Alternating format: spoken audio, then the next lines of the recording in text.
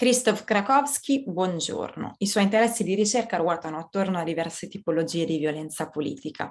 Spesso per spiegare fenomeni di violenza collegati ad estremismo religioso vengono indicati diversi fattori: aspirazioni frustrate, alienazione sociale e collegamento con reti di estremisti religiosi.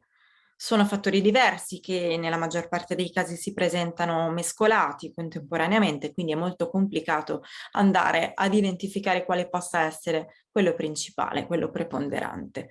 Lei di recente con un collega ci ha provato con un esperimento, cioè Quello che è difficile identificare è se un fattore che coesiste con gli altri è veramente quello che influisce sul radicalismo oppure è solo una coincidenza. Per esempio, abbiamo estremisti che sono frustrati, ma allo stesso tempo sono molto collegati con le reti di altri estremisti. Allora, noi non possiamo sapere quale dei 2 fattori è quello che ha influito sulle loro scelte. Spent Cursagni e io abbiamo deciso di risolvere questo problema disegnando le descrizioni dei personaggi fittizi però verosimili che sono stati coinvolti in uno o l'altro tipo di estremismo.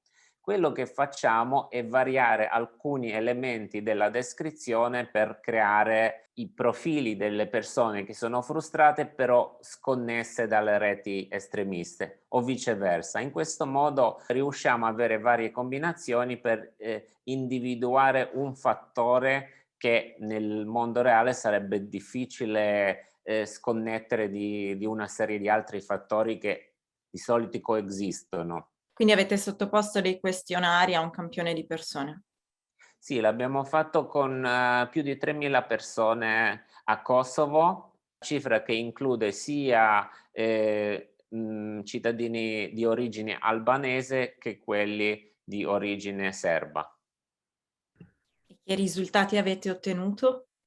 Allora, abbiamo trovato che nelle nostre descrizioni di estremisti il fattore che influiva di più sulla valutazione di verosimiglianza del nostro protagonista come un vero estremista era la frustrazione o la situazione in cui la persona viene descritta come molto educata, per esempio con laurea in economia, che però non riesce a trovare lavoro adeguato alle sue competenze e per esempio lavora come parcheggiatore. Ovviamente noi non possiamo intervistare veri estremisti, ci dobbiamo basare su alcune supposizioni e una supposizione di chiave è quella che noi interroghiamo la popolazione, supponendo che loro sappiano quali sono i motivi che spingono i loro vicini, i membri delle loro comunità a diventare estremisti. Quanto sono applicabili ad altri contesti questi risultati? Ad altri contesti, cioè ad altri paesi o ad altre tipologie di violenza? Nel nostro studio abbiamo provato di replicare lo stesso risultato nel contesto di Georgia.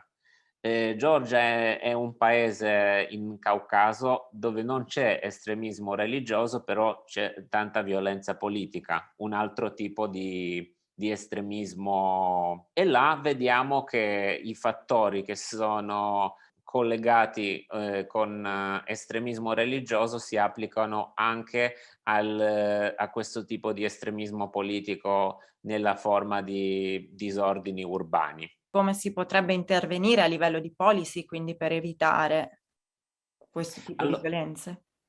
Abbiamo troppi studenti in questi paesi, troppe persone che sono altamente educate, che hanno investito un sacco di tempo e risorse per ottenere diploma universitaria, però non trovano posto di lavoro adeguato semplicemente perché non esiste domanda per così tanti studenti universitari. Una delle possibili implicazioni, se il nostro risultato viene confermato, sarebbe di magari incoraggiare le persone di seguire altri percorsi scolastici, magari di acquisire le capacità tecniche che sono più richieste per avvicinare un po' di più domanda e offerta di lavoro, per non creare questa frustrazione. Per esempio ora in Kosovo, se uno non va all'università è visto come persona che non è capace, che non è abbastanza intelligente. Bisognerebbe contrastare questa stigmatizzazione e spiegare che